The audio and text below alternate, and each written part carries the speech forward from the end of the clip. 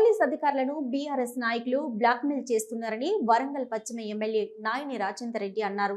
హనుమకొండ జిల్లా కేంద్రంలోని కాంగ్రెస్ భవన్లో పరకాల ఎమ్మెల్యే రేవూరి ప్రకాష్ రెడ్డితో మీడియా సమావేశం నిర్వహించారు.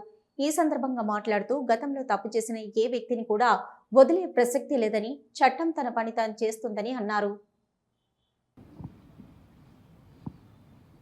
ఏదైనా మేము చేస్తాం. మమ్మల్ని అరెస్ట్ చేస్తే తెలంగాణ ఉద్యమకారులను అరెస్ట్ చేస్తాను. కార్డు అదొకటి, అదో లైసెన్స్ కార్డ్ అయిపోయింది. మీరు పాల్గొన్న ఉద్యమంలో ఎంతవరకు నిజాయితీ ఉన్నది? తెలంగాణ వచ్చిన తర్వాత ఏమి వనరులు, తెలంగాణ వనరులని గత ఆంధ్ర పాలకుల కంటే 1000 రేట్లు దోసుక దొంగలు మీరు.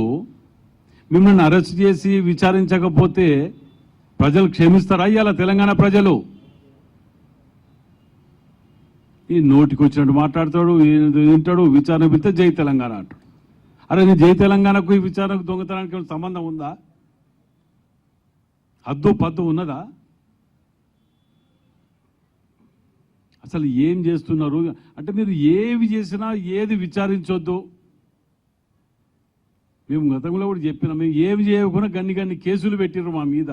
అన్ని చేసినవి కూడా విచారించకుండా వదిలిపెట్టమనే దౌర్భాగ్యానికి వచ్చి వీళ్ళు మాట్లాడుతుంటే ప్రజలు అసహించుకుంటున్నారు. ఇంకా నేను మొన్నటి ప్రెస్ మీట్లో, గతంలో ప్రెస్ మీట్లో కూడా ముఖ్యమంత్రి గారిని రిక్వెస్ట్ చేసినాం, వీళ్ళని లేట్ చేస్తే చీడ పురుగులు ఉన్న సమాజాన్ని చెడగొడతారు, వీళ్ళని వీలైనంత తొందర ఇక్కడ పెడదామంటే కూడా సెంటర్ జైలు లేకుండా కూలగొట్టిండ్రు వీళ్ళ గతంలో.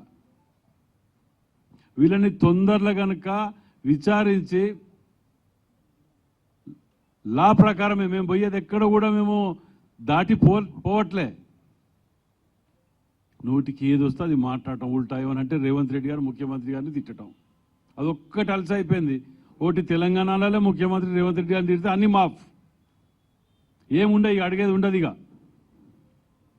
అమెరికా నుంచి పట్టుకొచ్చిన దొంగల ముఠాలు పట్టుకొచ్చి ప్రభాకర్ రావు గారి కాడికి మొదలు పెడితే అన్ని బయటికి వస్తుంటే వాటి మీద ఆలోచన ఏమీ లేదు. దాని గురించి విచారణ చేయొద్దు, దాని గురించి పట్టించుకోవద్దు, ఏం చేయొద్దట. ఈ వేషాలు వేస్తేనే పార్లమెంట్లో మీకు ఒక సీట్ ఇవ్వకుండా డిపాజిట్లో పడగొట్టి పక్క కూర్చోబెడితే ఇంత కూడా ఇప్పుడు కూడా ఎవరన్నా తెలుసా మీకు? అందులో ఒక్కొక్కడు 1000 కోట్లు 500 కోట్లు సంపాదించుకున్నాడు. ఆయన అక్కడ పోయి బయటికి పోతే ఒకటి చెప్పుకుంటాడని భయానికి,